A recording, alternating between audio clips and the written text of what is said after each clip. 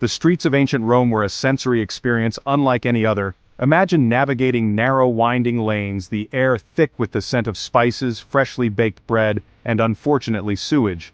The sound of carts trundling over cobblestones, vendors hawking their wares, and the chatter of countless conversations in Latin would have been deafening.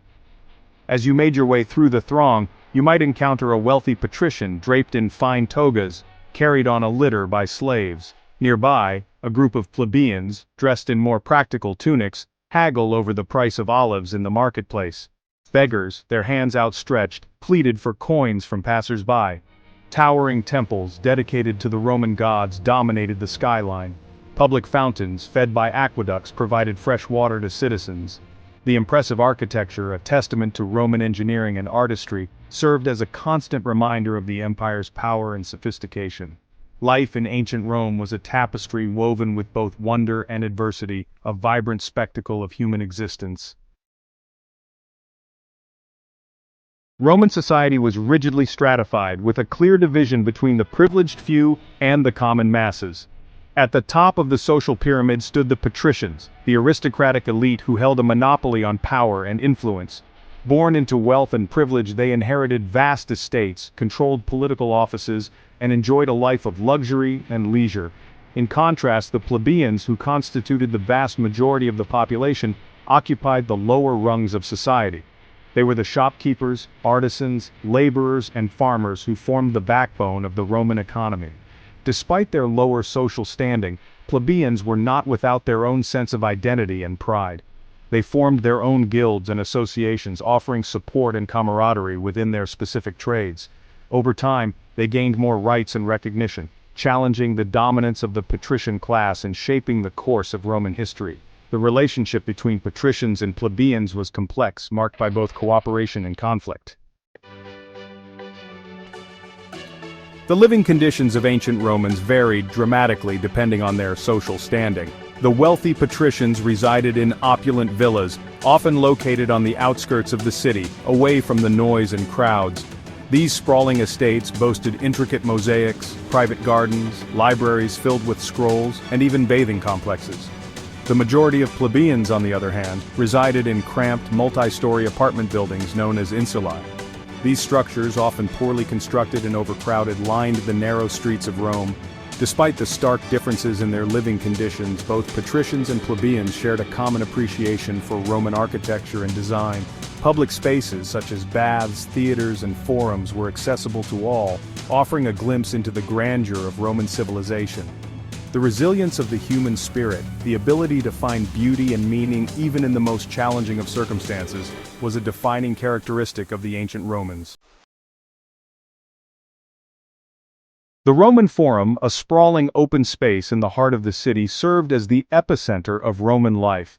More than just a marketplace, it was the beating heart of the empire, a stage where the drama of Roman politics, religion, and social life unfolded. For the politically minded, the Forum was the place to be. Here, in the shadow of towering temples and government buildings, important speeches were delivered, laws were debated, and elections were held. Religion also played a central role in the life of the Forum. Temples dedicated to a pantheon of Roman gods, each more magnificent than the last, lined the perimeter of the Forum. Religious festivals and processions, often lavish affairs filled with music, dancing, and feasting, regularly transformed the Forum into a sea of color and celebration. It was also a center of commerce, where merchants from across the empire converged to trade their wares. Stalls overflowed with exotic goods from distant lands, from spices and silks to precious metals and wild animals. The Roman Forum, in all its chaotic splendor, embodied the energy and dynamism of one of history's most enduring civilizations. Life for the average plebeian in ancient Rome was a constant struggle against the odds. While the city offered its citizens access to grand public spaces and spectacles, daily life for the common man was often harsh and unforgiving. Work was often physically demanding and poorly paid. Many plebeians toiled as laborers, craftsmen, or shopkeepers, their days long and arduous. For those who worked outdoors, the scorching summer heat and the bitter winter cold presented additional challenges. Living conditions for most plebeians were cramped and unsanitary. Families were often large, and multiple generations frequently shared small, dimly lit apartments in the Insulae. Despite these hardships, the plebeians of ancient Rome were known for their resilience and their strong sense of community. They formed tight-knit neighborhoods and relied on each other for support in times of need. Guilds, organized by trade, provided a safety net for members, offering financial assistance in times of hardship, and a sense of belonging in a vast and impersonal city. The Roman saying panem et circenses, bread and circuses, encapsulates the importance of entertainment in Roman society. For the average Roman, life's hardships were made bearable by the promise of spectacle and diversion. The authorities, well aware of the power of entertainment to pacify the masses, provided ample opportunities for citizens to indulge in their love of games, races, and theatrical performances. The Colosseum, a massive amphitheater that could hold up to 50,000 spectators, was the epicenter of Roman entertainment. Here, gladiators fought to the death, wild animals from across the empire were pitted against each other, and public executions provided gruesome entertainment for the masses.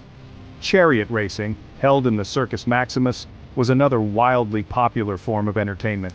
The deafening roar of the chariots as they thundered around the track, the skill of the charioteers as they navigated the tight turns, and the nail-biting finishes had spectators on the edge of their seats.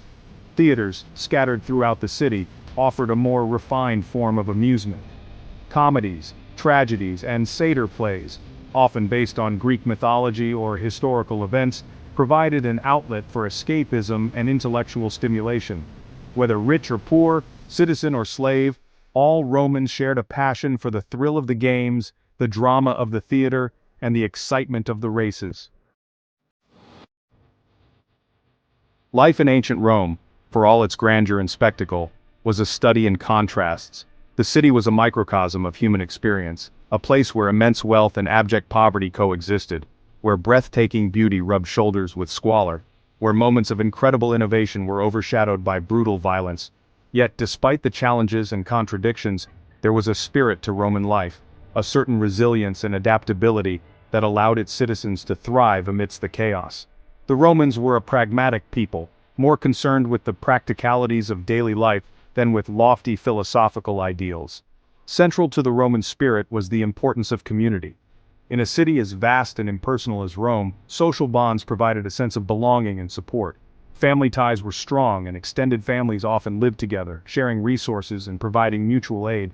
The Roman spirit, with its emphasis on resilience, practicality, and community, left an indelible mark on Western civilization. The Romans may be long gone, but their legacy, their laws, their architecture, their literature, and their indomitable spirit continues to inspire and influence us today.